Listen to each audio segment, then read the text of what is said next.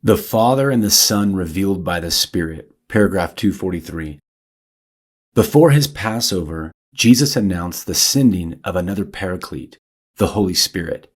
At work since creation, having previously spoken through the prophets, the Spirit will now be with and in the disciples to teach them and guide them into all the truth.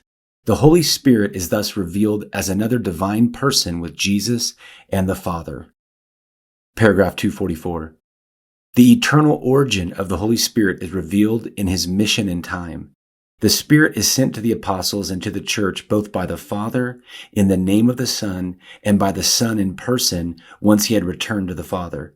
The sending of the person of the Spirit after Jesus' glorification reveals in its fullness the mystery of the Holy Trinity.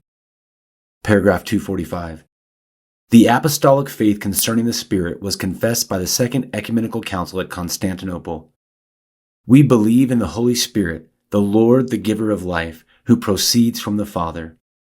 By this confession, the Church recognizes the Father as the source and origin of the whole divinity. But the eternal origin of the Spirit is not unconnected with the Son's origin. The Holy Spirit, the third person of the Trinity, is God, one and equal with the Father and the Son, of the same substance and also of the same nature. Yet he is not called the Spirit of the Father alone, but the Spirit of both the Father and the Son. The Creed of the Church from the Council of Constantinople confesses, with the Father and the Son, he is worshipped and glorified. Paragraph 246. The Latin tradition of the Creed confesses that the Spirit proceeds from the Father and the Son. The Council of Florence in 1438 explains, the Holy Spirit is eternally from the Father and Son. He has his nature and subsistence at once from the Father and the Son. He proceeds eternally from both and from one principle and through one spiration. And since the Father has through generation given to the only begotten Son everything that belongs to the Father except being the Father, the Son has also eternally from the Father, from whom he is eternally born, that the Holy Spirit proceeds from the Son. Paragraph 247. The affirmation of the Spirit proceeding from the Son as well does not appear in the creed confessed in 381 at Constantinople. But Pope St. Leo I, following an ancient Latin and Alexandrian tradition, had already confessed it dogmatically in 447, even before Rome in 451 at the Council of Chalcedon came to recognize and receive the symbol of 381. The use of this formula in the Creed was gradually admitted into the Latin liturgy. Paragraph 248.